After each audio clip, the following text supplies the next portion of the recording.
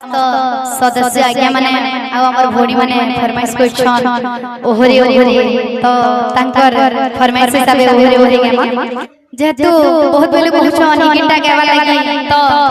समस्त जन बसिछन टिके ठाही गले आले भल लागला आ भोडी माने जदी नाचवाले चाहछन वाले स्टेज पे आसी बोल भाई प्रेम से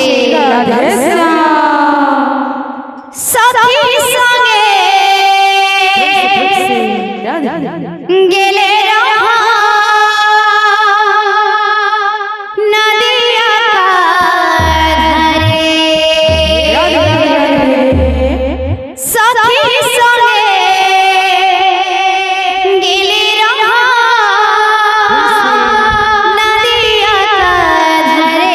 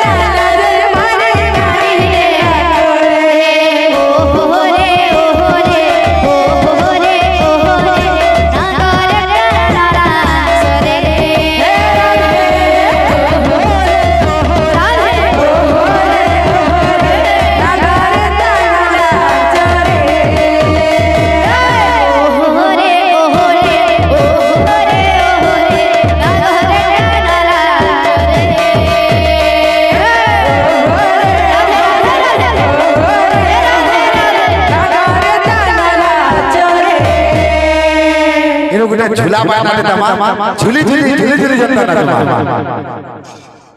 ओहो रे